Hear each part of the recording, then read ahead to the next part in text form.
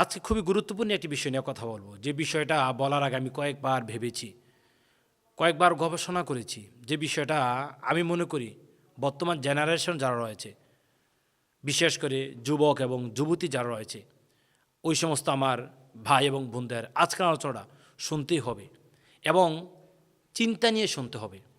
আজকে যে বিষয় নিয়ে কথা বলব সেটা হচ্ছে সোশ্যাল মিডিয়ার মাধ্যমে বা সোশ্যাল মিডিয়ার কারণে আমাদের চরিত্র নষ্ট হচ্ছে কিনা। আপনাকে এই মুহূর্তে আমি একটু থামাতে চাই। আমি আবার আপনাকে জানাতে চাই, যে বিষয় নিয়ে কথা বলছি সেটা হচ্ছে সোশ্যাল মিডিয়ার মাধ্যমে আমার কিংবা আপনাদের চরিত্র নষ্ট হচ্ছে কিনা।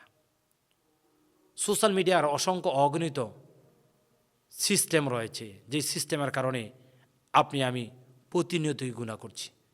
আমাদের ফেসবুক, আমাদের হোয়াটসঅ্যাপ, আমাদের ইমো, আমাদের মেসেঞ্জার, আমাদের ইউটিউব বা অন্যান্য যে নেটওয়ার্কিং সিস্টেম রয়েছে, সকল নেটওয়ার্কিং সিস্টেম আজকে গুনহার এক সমার হয়ে যাচ্ছে।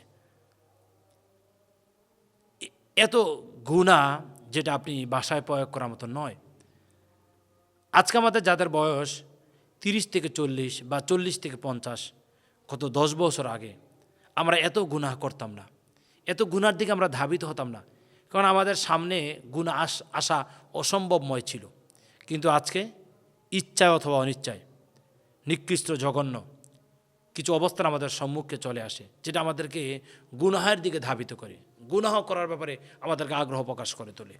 এই সোশ্যাল মিডিয়ার মাধ্যমে আজকে কত সমাজ, কত পরিবার, কত ব্যক্তি আজকে ধ্বংস হয়ে যাচ্ছে, ধ্বংসের অতল গহ্বরে চলে যাচ্ছে।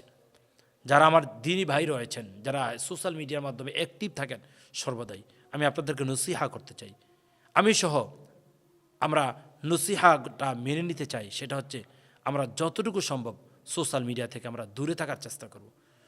যেই নেটওয়ার্কিং সিস্টেমে গেলে, যেই সোশ্যাল প্ল্যাটফর্মে গেলে গুনাহ একটু বেশি হবে, সেটা আপনি ফিরে আসেন।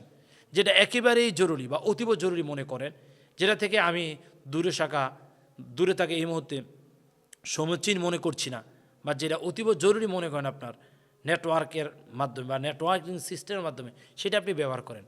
বাকিগুলো থেকে আপনি একটু দূরে সরে যান, দেখবেন ধীরে ধীরে গুনাহ কমে যাবে।